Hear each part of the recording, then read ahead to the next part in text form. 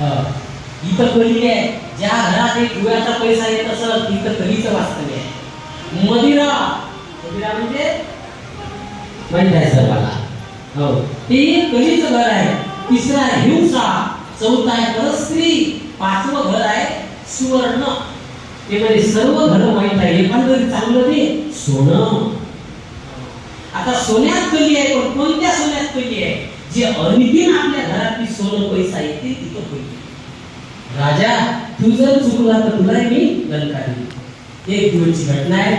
भीमाने जरासंधाला मारलं, ती मुकुट आणलं, पेटीत ठेवलं लपून. मग मुकुट आणलं ते पा काय करते त्याला काय. काही दिवसानं परीक्षितीने ती पेटी उघडली. आपल्याला सवय याचे एखाद्या वापर त्याचा त्याची संसार येतात. तेव्हा आणलेली वस्तू परत दिली पाहिजे. त्या माणसाचं जरी लक्ष नसलं तरी आपण वापस दिली पाहिजे. त्याचं जर ऋण राहिलं ते फेडावं लागतं.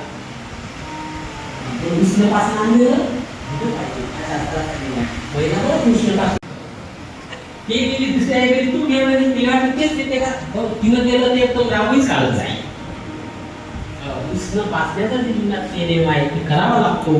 पण ऋण त्याचं ठेवू नये माणसानं. हा परीक्षितीनं डोक्यात टोप घातला, मुकुट घातला. काय घडलं पा? शमीक ऋषी आश्रमामध्ये ध्यान करीत होते आणि एक धन गेलं की माणसाला कर्कशवाणी येते, अहंकार येते. मग दुसऱ्यावर चिडचिडपणा करतो, क्रोध करतो. पाणी द्या, पाणी मला तहान लागली.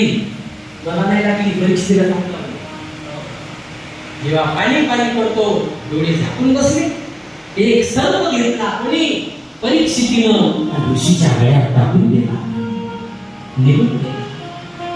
शिवली आला आणि सांगितलं ज्यांनी माझ्या वडिलांच्या गळ्यामध्ये हा साप टाकला हा सर्प 7व्या दिवशी दंश. राजा जेव्हा घरी आला आणि बाबू हो जी मुकुट काढला ठेवल्याबरोबर रडायला. अरे मी साधूचा कधीच अपमान करत नाही, असं का घडलं? तेव्हा सांगितलं एका महात्म्याने याच्यात तुझा दोष नाही, या मुकुटाचा दोष आहे. कारण अनितीचा धन आणलेलं तू डोक्यात घातलं म्हणून बुद्धी घर कमवा. पण कसं? जोडोनिया घर उत्तम यवाने दास विचारे वेच करी. आणि लक्ष्मी घरात आपल्या नीतीनं ती तुम्हाला सुख देते, शांती देते. आणि धनाचा एक हिस्सा सत्कर्मात खर्च करा.